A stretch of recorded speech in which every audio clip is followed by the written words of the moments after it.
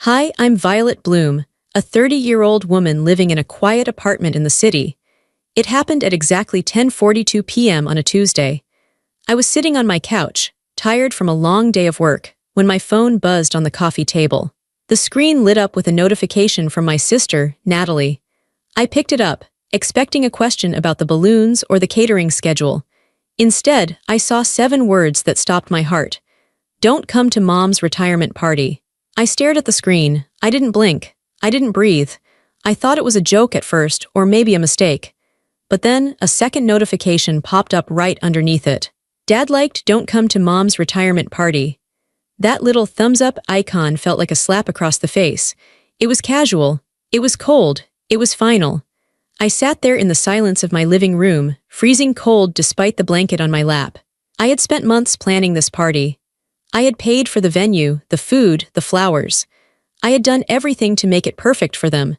And with one text message and one click of a button, I was uninvited from my own hard work. But before I tell you how everything flipped, like and subscribe, drop a comment. Where are you watching from? Hi, I'm Violet Bloom, a 30-year-old. I didn't cry immediately. I just stared at the phone until the screen went black, reflecting my own stunned face back at me. You might think I would scream. You might think I would throw the phone across the room, shattering the glass against the wall, or that I would call them immediately and demand an explanation.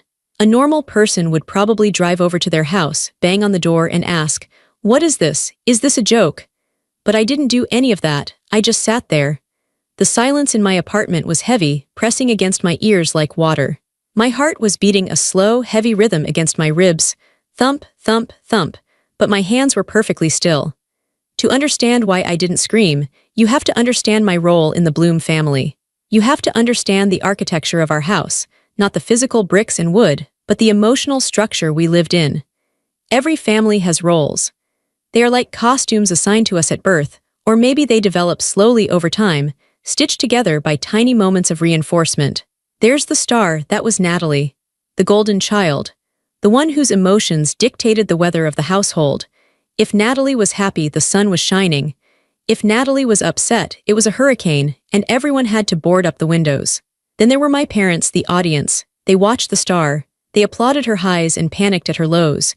And then there was me, Violet. I wasn't the star. I wasn't the audience. I was the stage manager. I was the crew. I was the backbone. For 30 years, I was the one who made things work. I was the grease in the gears. If something was broken, Violet fixed it. If something cost too much money, Violet paid for it. If feelings were hurt, Violet smoothed them over. I was the one in the black clothes standing in the shadows, making sure the spotlight hit Natalie just right. I sat there on my couch, the "don't come" text burning in my mind, and a memory surfaced. It wasn't a random memory. It was the moment my role had been cemented. I was 16. Natalie was 14. It was a Tuesday night, much like this one. The air in our house was thick with tension. Natalie wanted a dress for the spring formal. It wasn't just any dress. It was a floor-length cerulean blue silk gown from the boutique downtown. It cost $300. My father was sitting at the kitchen table, his head in his hands, staring at a stack of bills. My mother was standing by the sink, wringing a dish towel like she was trying to strangle it. "We can't do it, Nat," my dad said, his voice tired. "The transmission on the van just died. We don't have $300 for a dress you'll wear once." That was the trigger. Natalie didn't just cry, she exploded. She screamed that her life was over. She screamed that she was the only girl in school who looked like trash. She swept a stack of mail off the counter onto the floor. "I hate you," she shrieked, her face turning a blotchy, ugly red. "I hate this house. I hate being poor." She stormed up the stairs, slamming her door so hard the pictures on the hallway wall crooked. My parents didn't discipline her. They didn't tell her to clean up the mail. They just collapsed. My mom started to cry, soft, defeated sobs. My dad looked like he had aged 10 years in 10 seconds. "I don't know what to do," Mom whispered. "She's going to be miserable for weeks." I was standing in the doorway, holding my backpack. I had a job bagging groceries at the supermart. I made $5.25 an hour. I had been working every weekend for 6 months, saving up for a used Honda Civic so I wouldn't have to take the bus to school senior year. I had exactly $312 stashed in a hollowed-out book in my room. I looked at my mom's tears. I looked at my dad's slumped shoulders. I couldn't stand the misery. I couldn't stand the noise of Natalie's sobbing echoing from upstairs. It felt like the walls were closing in. So I made a choice. I chose peace. I walked upstairs, past Natalie's room where she was wailing, and went to my bookshelf. I took out the money. It was a thick stack of ones and fives, smelling like old paper. I walked to the mall. It took me 40 minutes. I bought the dress. When I came home, I walked into Natalie's room and laid the garment bag on her bed. She sat up, her eyes puffy. She unzipped the bag and the blue silk spilled out. She didn't say thank you. She squealed. She grabbed the dress and ran to the mirror. "Oh my God, Daddy changed his mind," she yelled. I stood in the doorway. "Daddy didn't buy it," I said quietly. "I did." She paused for half a second, looked at me, and then went back to the mirror. "Well, thank God someone did. Does it make my hips look big?" Downstairs, the relief was palpable. My mom made spaghetti that night, her favorite, and the house was warm. The war was over. "You're such a good big sister, Violet," my mom said, piling cheese onto Natalie's plate. "You really saved the day." They didn't ask if I had any money left. They didn't ask about the car I was saving for. They didn't ask why a 16-year-old had to bail out the family finances. They just accepted the peace I bought them. I never got the car. I took the bus for another year. And I learned a dangerous lesson that day. My value comes from my utility. If I fix things, they will love me. If I pay for things, there will be peace. That pattern became my life. When I was 22 and fresh out of college, Dad lost his job at the plant. He was out of work for 6 months. I was working my first corporate job, an entry-level admin assistant role, making barely enough to pay my own rent. I came home for Sunday dinner and saw a red envelope on the counter. The final notice for the electricity bill. My dad was pretending to read the paper, but his hands were shaking. My mom was busy in the garden, hiding. I didn't say a word. I took the bill. I went to the ATM. I deposited half my paycheck into their account. The lights stayed on. Dad never mentioned it. He was too proud. But he stopped shaking. I bought his dignity back, but the cost was my own savings. When Natalie got a DUI in college, I was the one who drove 3 hours at 2:00 a.m. to bail her out. I remember the smell of the police station, stale coffee and floor wax. Natalie was sitting on a metal bench, mascara running down her face, smelling like cheap vodka. When she saw me, she didn't apologize. She rolled her eyes. "Took you long enough," she slurred. "Did you call Mom and Dad?" "No," I said, signing the paperwork. "I didn't want them to worry." "Good," she snapped. "Don't be a snitch." I paid the bail. I drove her home. I found her a lawyer. I paid the retainer. I kept the secret. I became invisible. My reliability made me boring. I was like running water or electricity. You only notice it when it stops working. You don't walk into a room and say, "Thank you, light switch, for turning on." You just expect it to work. If it doesn't, you kick the wall. My family assumed I would always be there. They assumed I had no feelings, no limits, and no need for appreciation. They thought I was a machine designed to dispense solutions and cash. And the machine was planning the biggest party of the year. My mom was retiring after 30 years of teaching 3rd grade. It was a huge deal in our small town. She had been talking about this day for 5 years. She wanted a gala. She wanted elegance. She wanted to show off to the other teachers and the church ladies. "I want to feel like a queen, Violet," she had told me over coffee 3 months ago, her eyes shining. "Just for one night, I want everything to be perfect." "I'll handle it, Mom," I said. It was a reflex. "I'll make it perfect." And I did, or I was doing it. I poured myself into this party. I treated it like a second job. I found the venue, a beautiful botanical garden with a glass ceiling. It cost $3,800 just to rent the space for 4 hours. I paid the deposit from my savings. I hired a caterer who specialized in French cuisine because Mom loves French food.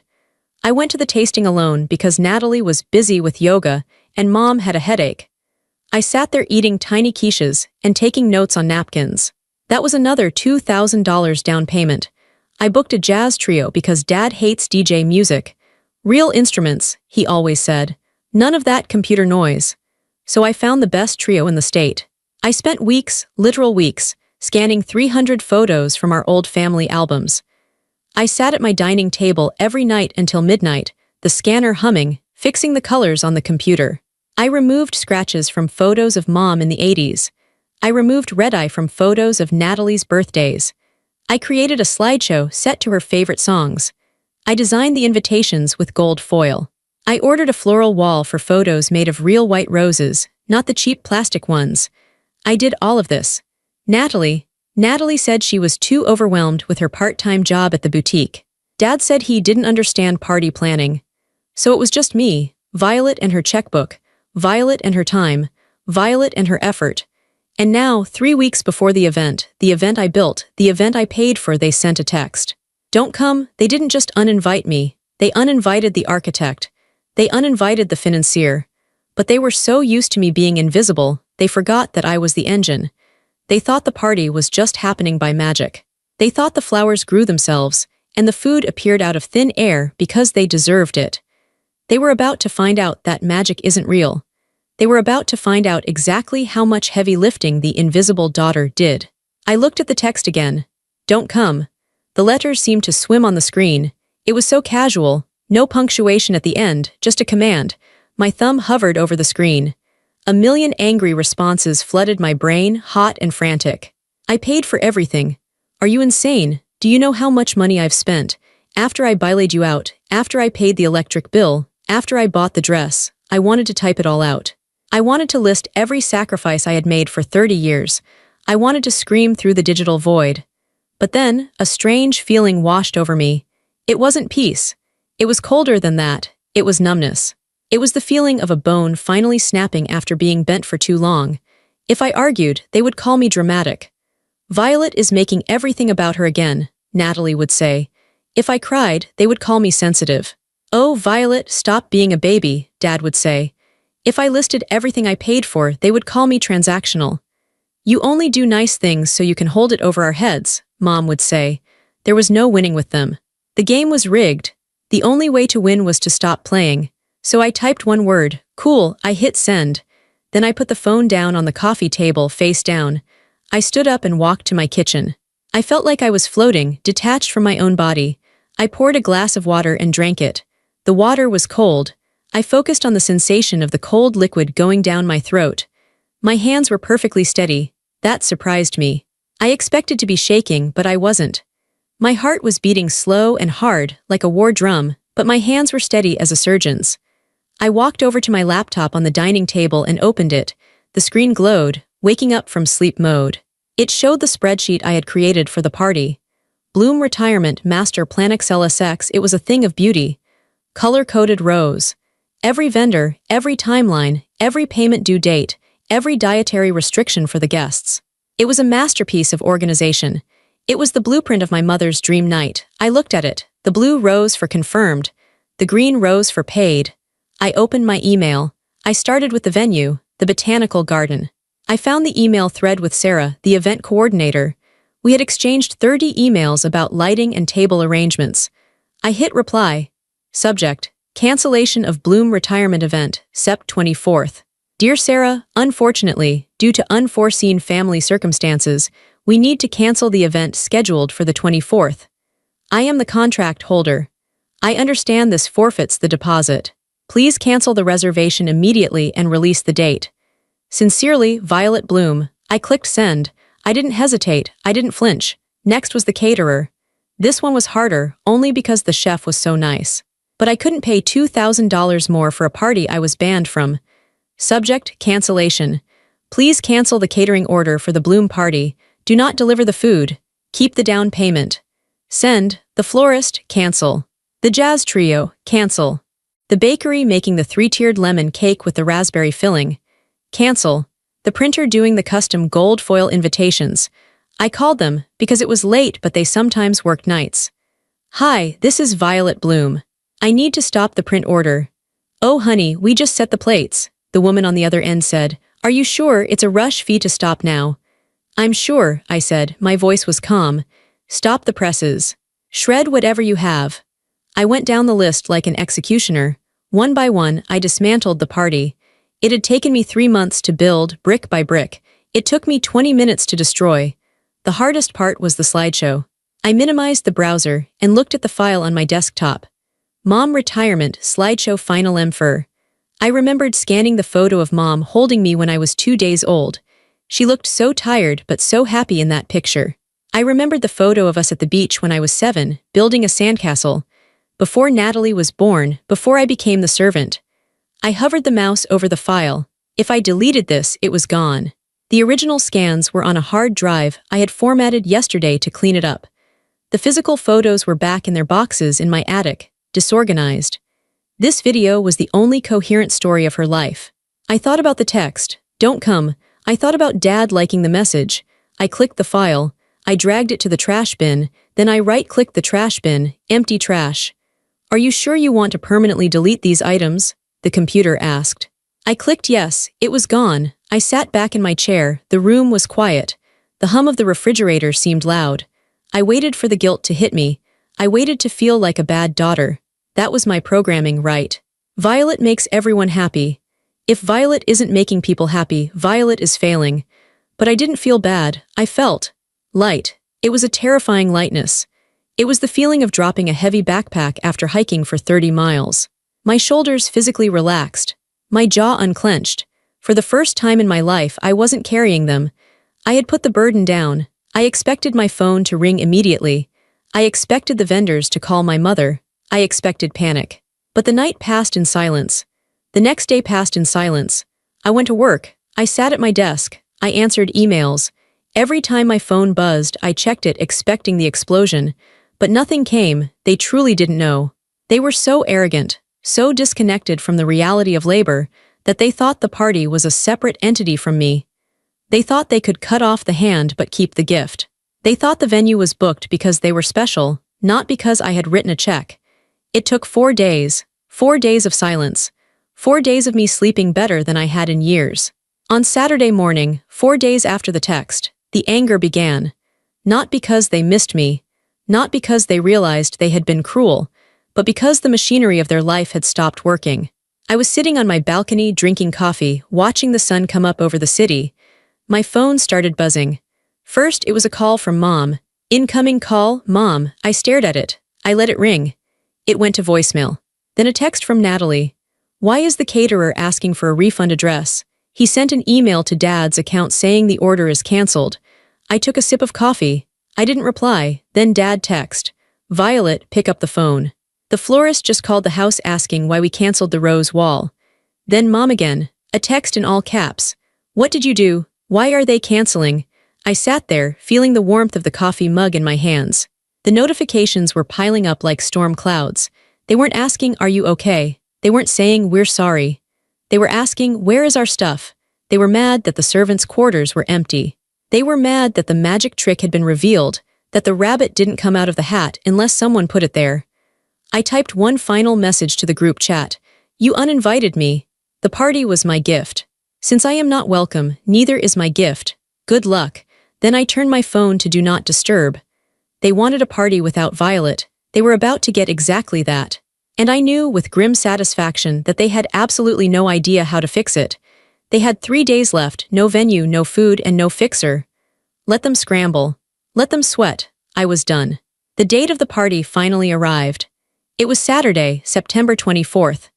The universe has a cruel sense of humor because the weather was absolutely perfect. It was one of those golden autumn evenings where the air is crisp, the sky is a deep, bruising purple, and the breeze is gentle. It would have been magical at the botanical garden. I could picture it clearly, the sunset filtering through the glass ceiling, hitting the white rose wall, making the champagne glasses sparkle.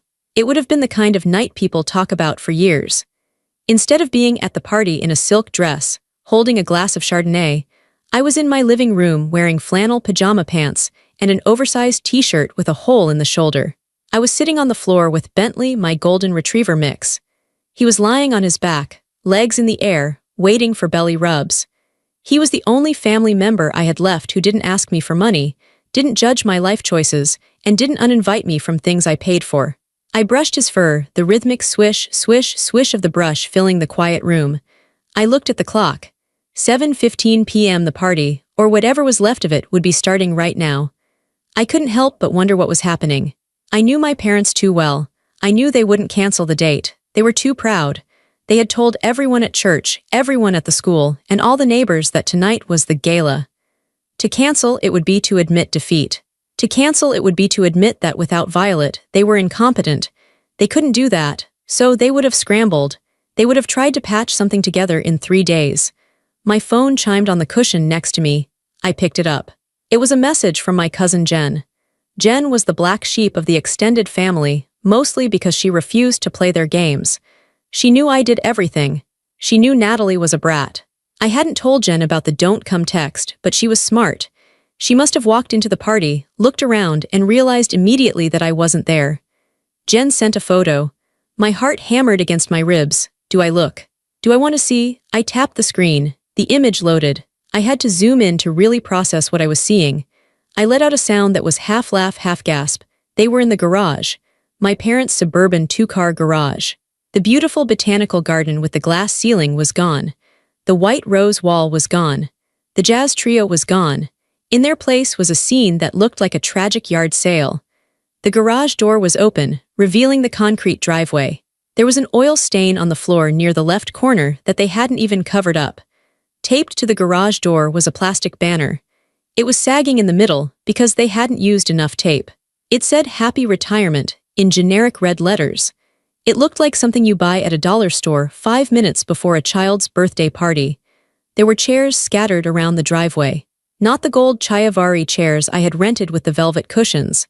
These were dirty white plastic folding chairs. Some of them didn't match. I recognized a few lawn chairs from the shed mixed in. On a card table near my dad's tool bench, which was still covered in screwdrivers and rags, there were boxes of cupcakes. I zoomed in on the cupcakes. They were in plastic clamshell packaging. I knew exactly which grocery store they came from. They had neon blue frosting that looked chemical and hard. No 3-tiered lemon cake with raspberry filling. Just dry, store-bought cupcakes sitting next to a roll of paper towels. And the guests? The photo showed maybe 20 people standing around awkwardly holding red plastic Solo cups. I had invited 75 people. Half the family hadn't shown up. Maybe they got the cancellation email from the venue and thought the whole thing was off. Maybe they saw the venue change to the garage and decided they were busy. Or maybe, just maybe, they knew something messy was happening and stayed away. But the most painful and satisfying part of the photo was my mother. She was standing in the middle of the driveway, under the harsh fluorescent light of the garage opener. She was wearing the expensive, floor-length silver gown she had bought for the gala. The dress was beautiful. But standing on the oil-stained concrete, next to a tool bench and a plastic banner, she looked ridiculous. The hem of the dress was dragging on the dirty floor. She was smiling at someone off camera, but it wasn't a real smile. I knew her smiles. This was the "I am panicking but I refuse to show it" smile.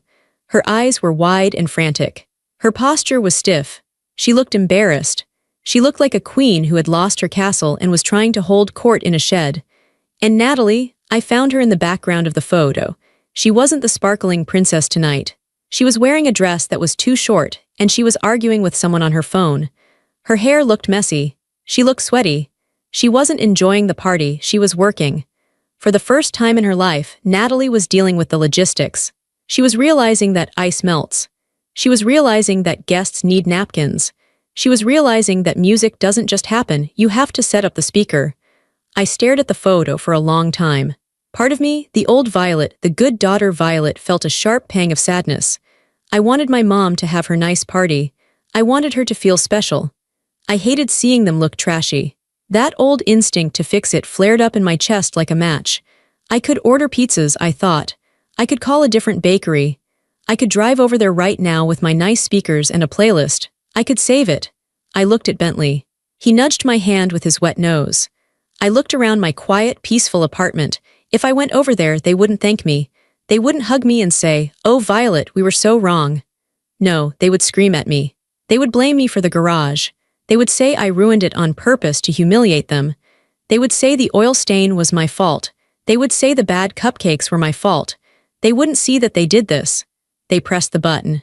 They sent the text. They chose this. I typed a reply to Jen. "Looks fun." Jen replied instantly with a skull emoji. "It's a disaster. The cupcakes are stale.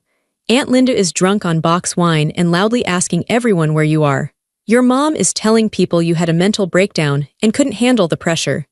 Natalie looks like she wants to murder someone because she had to go buy ice." I read that again. Mom is telling people you had a mental breakdown. Even in the middle of her garage disaster, she was lying to protect her image. She couldn't admit she uninvited me. She had to make me the broken one. I put the phone down. I let them have their embarrassment. They wanted to cut me out. This was what life looked like without me. It looked like a garage. It tasted like stale cupcakes. It felt like disappointment. I ordered myself a large pepperoni pizza with extra cheese. I opened a bottle of good red wine, the kind I would have brought to the party. I sat on my couch, ate pizza, and watched a comedy movie. I laughed. I drank wine. I didn't cry that night. I felt a strange, cold satisfaction settling in my chest. It was the first time in my life I let them fall. I watched them hit the ground, and I didn't rush to put a pillow under them. The silence didn't last long. The garage party was the eye of the storm. The next morning, the winds hit. I woke up on Sunday around 9 o'clock am. Usually, I would be awake at 6 o'clock, anxious about cleaning up after the party or driving mom to brunch. But today, I slept in. When I looked at my phone, the lock screen was full. 19 notifications. My family couldn't accept that their failure was their own fault. That's not how the Bloom family dynamic worked. In our house, if something went wrong, it must be Violet's fault, even if Violet wasn't there. Especially if Violet wasn't there. I made coffee, strong and black. I sat at my kitchen table, the morning sun hitting the wood. I took a deep breath and unlocked my phone. I went to the voicemails first. I put it on speaker so I wouldn't have to press the toxic voices against my ear. First was Natalie. Timestamp, 11:43 p.m. last night. She must have been cleaning up the trash in the driveway. Violet, you are literally psychotic. Do you know that? You are sick. You embarrassed mom in front of everyone. Do you know how stupid we looked? We had to buy chips and salsa from the gas station because the food didn't come. Aunt Linda laughed at the banner. You are so jealous. You've always been jealous of me and mom's relationship because we're actually close. You just wanted to ruin her big day because you're bitter and alone and you have no friends. Call me back right now. Her voice was high-pitched, screeching, slurring slightly. Jealous. I almost laughed out loud in my empty kitchen. I had paid for the party. I had planned every detail. How could I be jealous of something I built? She was projecting. She was the one who was jealous of my competence, so she called me jealous of her. What? Her ability to fail. Next was mom. Timestamp, 8:15 am this morning. Violet, I don't even know what to say to you. I raised you better than this. To cancel everything without telling us, to leave us stranded like that, I was humiliated. My friends were asking why we were in the driveway. I had to lie for you. I had to tell them you were sick in the head. Why would you do this to me? After everything I've done for you. You are a cruel, selfish girl. After everything I've done for you, the phrase hung in the air like smoke. What had she done for me lately? Had she helped me move? No. Had she remembered my birthday last year? No, she sent a card a week late. Had she offered to pay me back for the deposit? No. She did nothing but critique my clothes, ask for loans, and tell me not to come to her party. Then, the text from Dad. He didn't leave voicemails. He hated talking on the phone. His text was short, received at 8:30 am. Your mother is devastated. She has been crying all morning. I agreed to the text about you not coming for the piece. Natalie was upset that you were taking over everything and acting bossy, and we just wanted a calm night without your drama. You blew this out of proportion. You need to apologize to your sister and your mother immediately if you want to be part of this family. I read Dad's text 3 times. My hands started to shake. I agreed for the piece. That was the knife. That was the phrase that cut deeper than any insult Natalie threw. He knew it was wrong. He knew I had done the work. But Natalie had probably complained. Natalie probably whined that I wouldn't let her pick the music, or that I was asking her to help with the invitations. Natalie wanted to be the center of attention without doing the work, and my competence threatened her. So she threw a tantrum. And Dad, wanting peace, decided to throw me under the bus. It was easier to hurt Violet than to tell Natalie to grow up. It was easier to crush Violet than to deal with Natalie's screaming. It was easier to uninvite Violet than to parent Natalie. Their peace was built on my pain. Their comfort required my suffering. I realized then, staring at my phone, that I wasn't a daughter to them. I was a utility. I was an appliance. And when the appliance became loud or difficult, they tried to unplug it. And now that the appliance had stopped working, they were kicking it. I felt a tear finally roll down my cheek. It was hot and angry. I didn't want to talk to them. I didn't want to explain that they uninvited me. I didn't want to point out the logic. Logic didn't matter to them. They were rewriting history in real time to make themselves the victims. I picked up my phone. I went to Natalie's contact. Block caller. It felt good. I stared at Mom's contact. My finger hovered. I couldn't do it yet. I wasn't ready to cut the cord completely. I still had that little girl inside me who wanted her mommy to love her. But I couldn't listen to her voice anymore. I typed a message to the family group chat. Mom, Dad, Natalie, even though she wouldn't see it. You told me not to come. Dad liked the message. I respected your wishes. Since I wasn't invited, I canceled the things I paid for. That is not cruel, that is consequences. I am not jealous. I am done being the bank and the maid. Do not come to my apartment. I sent it. Then I muted the conversation so I wouldn't see their replies pop up. I thought the worst was over. I thought the garage party was the climax. I thought blocking Natalie was the end of the drama. I was so wrong. The garage party wasn't the end, it was just the spark. The real fire was coming and it was going to burn everything down. I spent the next week in a fog. I went to work. I came home. I walked Bentley. Bentley was my rock. When I cried on the floor, he licked the tears off my face. When I couldn't sleep, he laid his heavy head on my legs. He was the only living thing in my world that offered unconditional love. He didn't care about parties or money. He just wanted to be with me. I had a business trip coming up. Just a short one, 2 days in Chicago for a conference. I had booked it months ago. Usually I would ask my parents to watch Bentley. They had a big fenced backyard and Bentley knew them. Even though we were fighting, I figured. It's just the dog, they love the dog. They always made a fuss over him. They wouldn't take their anger out on an animal. It was a practical decision. I didn't trust a kennel and my usual pet sitter was out of town. I texted Mom on Tuesday, I have a trip for work. Wedfry, can you watch Bentley? I'll drop him off and stay in the car. We don't have to talk, I just need him to be safe. She replied an hour later. Fine, drop him off at 8. She didn't say love you. She didn't say okay honey, just fine. I thought it was a truce. I thought, at least we can agree on the dog. I dropped Bentley off on Wednesday morning. I pulled into the driveway, the same driveway that had hosted the disaster party. The banner was gone but the oil stain was still there. I kissed Bentley's nose. Be a good boy, I whispered into his soft fur. I love you, I'll be back Friday. He wagged his tail, happy to be visiting Grandma. He hopped out of the car and trotted to the door. Mom opened the front door. She was wearing a bathrobe. She stood there, arms crossed, not looking at me. She looked at the dog, then opened the screen door. She took the leash from my hand without touching my skin. She didn't say hello. She didn't look me in the eye. I'll pick him up Friday at 5, I said to the closed screen door. She just shut the main door in my face. Click, the lock turned. I drove to the airport with a bad feeling in the pit of my stomach. A cold, heavy stone of dread. I told myself I was being paranoid. It's just my parents, I thought. They are selfish, yes. They are mean, yes, but they aren't monsters. They wouldn't hurt a dog. I should have listened to my gut. I should have turned the car around, kicked down the door, and taken him back. Because when I came back on Friday, the world I knew didn't just crack. It shattered into a million pieces, and there was no glue in the world that could fix it. The flight back from Chicago was turbulent. The plane shook and dipped, the seatbelt sign dinging constantly. Usually, I'm a nervous flyer, clutching the armrests until my knuckles turn white.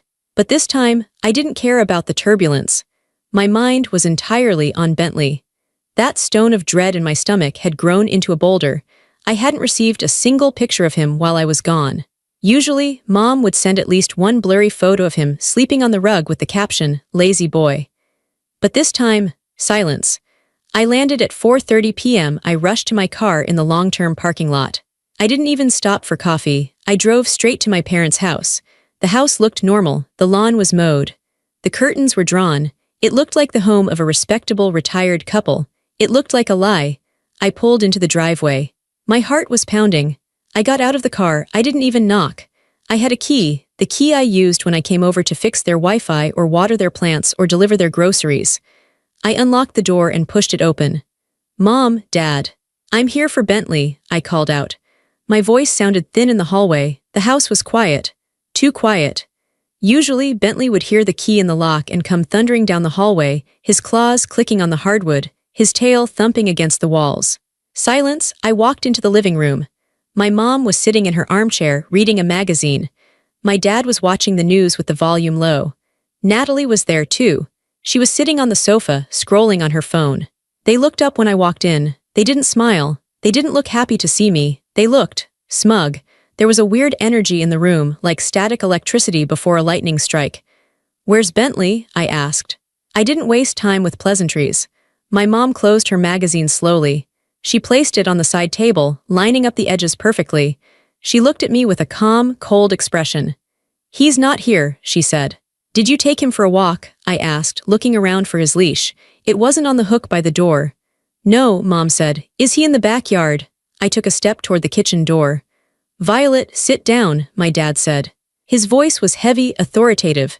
It was the voice he used when I was a child and I was in trouble. "I don't want to sit down," I said. My panic was rising, a hot tide in my throat. "Where is my dog?" Natalie looked up from her phone. She smirked. It was a tiny, fleeting thing, but I saw it. She looked bored. "He was too much trouble," Natalie said. She inspected her fingernails. "He shed everywhere. He barked at the mailman. He was annoying." "So where is he?" I screamed. I felt my controls snapping. "Where is he?" My mom stood up. She smoothed her skirt. "Your sister sold him," she said. The world stopped. The clock on the wall stopped ticking. The sound of the TV faded away. "What?" I whispered. "Natalie found a nice family for him," Mom said, her voice terrifyingly reasonable. "A farm, out in the country. He'll have room to run. He'll be happier there. He won't be cooped up in your little apartment all day." "You sold him?" I looked at Natalie. "I got $300 for him," Natalie said. She sounded proud. "Some guy on Craigslist. He said he wanted a hunting dog." A hunting dog. Bentley was afraid of thunder. Bentley slept with a teddy bear. Bentley wasn't a hunting dog. He was a baby. "You sold my dog," I repeated. The words felt like broken glass in my mouth. "He is my dog. He is microchipped to me. You had no right." "We did it for your own good," Dad said, not looking at me. "You're too attached to that animal. It's unhealthy. You treat him like a child because you don't have a real family. We thought if he was gone, you might focus on repairing relationships with people." "People?" I choked out. "You mean you?" "Yes," Mom said. "We are your family, Violet, not a dog. You chose that dog over your mother's party. So we removed the distraction." Removed the distraction. Like he was a toy, like he was a bad habit. They didn't look sorry. They looked righteous. They looked like they had done me a favor. They sat there in their comfortable living room, having sold the only thing I loved to a stranger on the internet, and they expected me to thank them. Something inside me died in that moment. The good daughter died. The Violet who wanted peace died. The Violet who kept secrets and bilaid them out and paid their bills. She took her last breath and vanished. And in her place, something else woke up. Something cold. Something silent. Something lethal. I didn't scream. Screaming is for people who think they can be heard. I knew now that they couldn't hear me. They never had. I looked at Natalie. She was still smirking, waiting for me to cry. She wanted the drama. She wanted the tears. I walked over to the mantelpiece. There was a collection of framed photos there. Photos of Natalie winning a beauty pageant. Photos of Natalie graduating. Photos of Mom and Dad on vacation.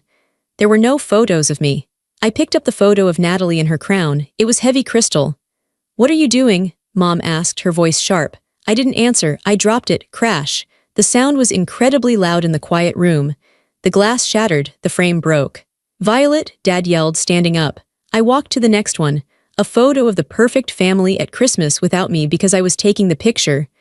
I swept my arm across the mantel. Crash, smash, clatter. 5 frames hit the floor. Glass flew everywhere. "Stop it," Natalie shrieked. She jumped up from the couch. "Mom, make her stop." I turned to the coffee table. There was a vase of flowers there, flowers I had sent them for Mother's Day. I picked up the vase. I poured the water onto the expensive Persian rug. Then I dropped the vase onto the hardwood floor. It exploded into ceramic shards. "Have you lost your mind?" Mom screamed. She was clutching her chest. "Call the police, Frank." "She's crazy." I kept moving. I moved with a terrifying calm. I wasn't running. I wasn't flailing. I was methodical. I walked to the display cabinet where Mom kept her precious Hummel figurines. The ones she dusted every week. The ones she loved more than she loved me. I opened the glass door. "Don't you dare," Mom whispered. I picked up a porcelain boy with an umbrella. I looked at her. "You sold my dog," I said. I dropped the figurine. It shattered into dust. I picked up a shepherdess. Drop, smash. I picked up a duck. Drop, smash. "Frank, do something." Mom was sobbing now. "My collection." Dad tried to grab my arm. "Violet, stop this right now." I spun around and looked at him. My eyes must have looked dead because he recoiled. He let go of my arm like it was burning hot. You wanted peace, I said to him. This is what happens when you break the peacekeeper. I walked past him to the hallway closet.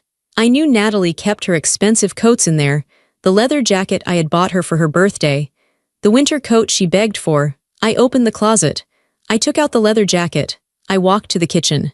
I opened the drawer where the scissors were. No, Natalie screamed. She tried to run at me, but the floor was covered in glass and water. She slipped and fell hard on her hip. I took the scissors. Snip. I cut the sleeve off the jacket. Snip. I cut the collar. I threw the ruined leather onto the pile of broken glass. I was destroying the curated image of their lives, the happy photos, the precious collectibles, the expensive clothes. I was showing them what their insides looked like, broken, sharp, and messy. I'm calling 911, Dad yelled. He was holding the landline phone, his hands shaking. I'm calling the police. Good, I said. I stood in the middle of the living room, surrounded by destruction. Call them. I waited. I didn't run. I didn't try to leave. I stood there, holding the scissors loosely in my hand. I watched them panic. Mom was wailing over her figurines. Natalie was crying over her jacket. Dad was shouting into the phone, My daughter is violent. She's destroying the house. Send someone now. They looked at me like I was a monster. But I wasn't a monster. I was a mirror. I was reflecting their own violence back at them. They had destroyed a living creature, a soul that loved me. I was just destroying things. Things can be replaced, trust cannot. The sirens wailed in the distance, getting louder and louder. Blue and red lights flashed against the living room window, illuminating the wreckage. 2 officers walked in. One was older, with gray hair. The other was young, female, with a stern face. They saw the glass, they saw the water, they saw me standing there. Drop the scissors, ma'am, the older officer said calmly, his hand resting near his belt. I placed the scissors on the kitchen counter. I raised my hands. They are down. She's crazy, Mom screamed, pointing a shaking finger at me. Look what she did. She broke everything. She's unstable. Arrest her. She attacked us. Natalie lied, sobbing from the floor. She tried to stab me with those scissors. The officers looked at me. They saw a woman in business casual clothes, standing still, surrounded by chaos. They saw my parents, hysterical and red-faced. Ma'am, what is going on here? The female officer asked me. My name is Violet Bloom, I said clearly. My voice didn't shake. I own a dog, a golden retriever named Bentley. He is microchipped in my name. I have his registration in my car. The officer blinked. Okay. I went out of town for work, I continued. I asked my parents to watch him. When I came back an hour ago to pick him up, they told me they sold him. The female officer's face changed. Her eyebrows shot up. She looked from me to my parents. Is that true? She asked my dad. Dad puffed up his chest. That's a family matter. The dog was a nuisance. We found him a new home. That gives her no right to destroy my house. Who sold the dog? The officer asked. I did, Natalie said from the floor. She stood up, wiping her eyes. She thought she was the victim. I found a buyer. He paid cash. It's done. Did you have the owner's permission? The officer asked Natalie. He was in our house, Natalie said, as if that explained everything. We can do what we want. The female officer looked at her partner. Then she looked at Natalie. Ma'am, she said to Natalie, selling property that does not belong to you is theft. Selling a companion animal without the owner's consent is a crime. Depending on the value of the dog, it could be a felony. Natalie's face went white. What? No. It's just a dog. It's theft, the officer repeated, and receiving stolen property. But look at my house, Mom shrieked. Look what she did.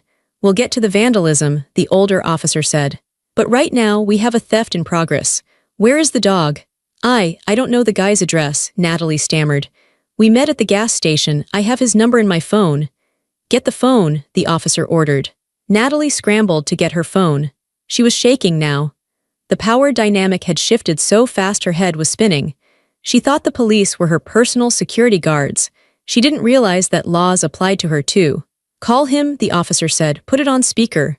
Natalie dialed. The phone rang 3 times. A gruff voice answered. Yeah, hi, this is Natalie, she squeaked. The girl with the dog. Yeah, no refunds, lady, the man said. No, The police are here, Natalie said. She was crying for real now. You have to bring the dog back. It was a mistake. I ain't bringing nothing back, the man said. I bought him fair and square. The female officer took the phone from Natalie's hand. "This is Officer Miller with the county police," she said, her voice like steel. "You are in possession of stolen property. We have your phone number, which means we can find your location. If that dog is not returned to this address within 30 minutes, I will be issuing a warrant for your arrest for receiving stolen goods. Do you understand?" There was a long silence. "I'll be there in 20, the man grunted. He hung up. The officer handed the phone back to Natalie, then she reached for her handcuffs.